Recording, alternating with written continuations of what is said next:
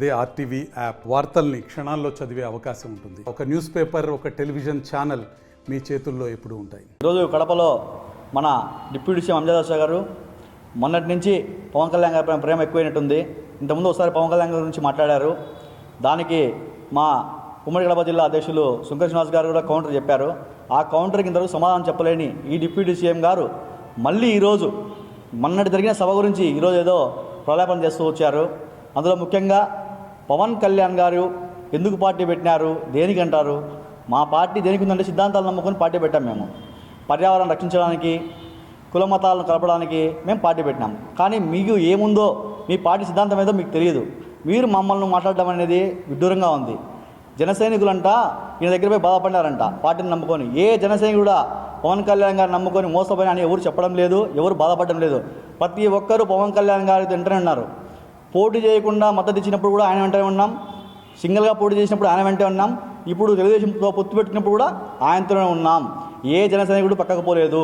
ఏదో ఆశించి వచ్చే కొందరు అలాగా వాళ్ళు మాత్రం పార్టీ నుంచి పక్కకు పోయి ఏదో మాట్లాడితే వాళ్ళందరినీ మీరు జనసైనికులు అనుకుంటే అది మీ కర్మ. జనసైనికులు అనేవాడు ఎవడు కూడా పైకి పోలేదు, బయటికి పోలేదు. పోడు కూడా నిక్కార్సైన రాజకీయం చేయడానికి మేము వచ్చాం. మా దగ్గర వేల కోట్ల ఆస్తులు లేవు, ఇంకొకటి లేవు.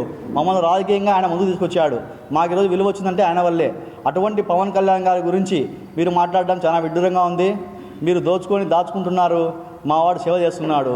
ఈ కడప జిల్లాలో కూడా కౌలు రైతులకు డబ్బులు ఇచ్చిన 1,00,000 రూపాయలకు ఒక్కరికి ఇచ్చిన వ్యక్తి ఎవరైనా ఉండాలంటే కేవలం పవన్ కళ్యాణ్ గారే.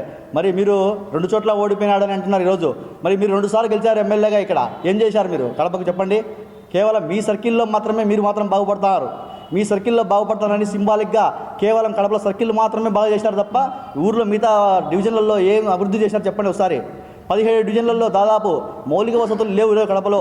తెలుసా మీకు? మీరు ఎవరైనా పోతే కదా డివిజన్లోకి, ఈ పొద్దు ఓటు కోసం పోండి. గౌరవనీయులు కడప నగర శాసనసభ్యులు మరియు డిప్యూటీ సీఎం శ్రీ అంజద్ బాషా గారు మా పార్టీ అధ్యక్షులైనటువంటి పవన్ కళ్యాణ్ గారి మీద కొన్ని అనుచిత వ్యాఖ్యలు చేశారు.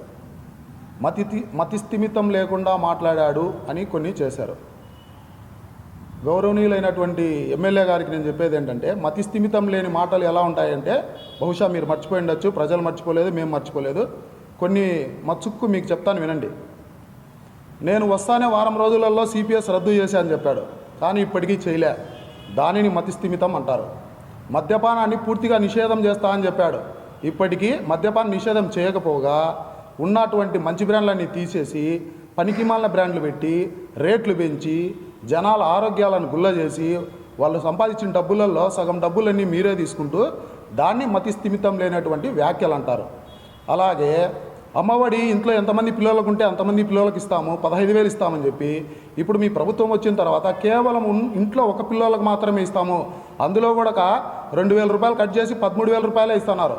దానిని మతిస్థిమితం లేని మాటలు అంటారు. మా నాయకుడు అది చెప్పాడు, మతిస్థిమితం లేకుండా మాట్లాడాడు అంటున్నారు. అలాగే నిలబడి 10 నిమిషాలు కూడా మాట్లాడలేరు అని మీరు చెప్తున్నారు కదా. మా నాయకుడు నిలబడి కాదు, గంట సేపు అనర్గళంగా తెలుగులో స్వచ్ఛంగా మాట్లాడగలడు. మీ నాయకుడు కనీసము 5 నిమిషాలు పేపర్ చూడకుండా మాట్లాడగలడా? ఇంతవరకు లైవ్ ప్రెస్ మీట్ పెట్టలే మీ ముఖ్యమంత్రి, మీ నాయకుడు. మరిన్ని వీడియోస్ కోసం ఛానల్ ని సబ్స్క్రైబ్ చేయండి. లేటెస్ట్ అప్డేట్స్ కోసం వాట్సాప్ ఛానల్ ని ఫాలో చేయండి. అండ్ లింక్ డిస్క్రిప్షన్ లో ఉంది.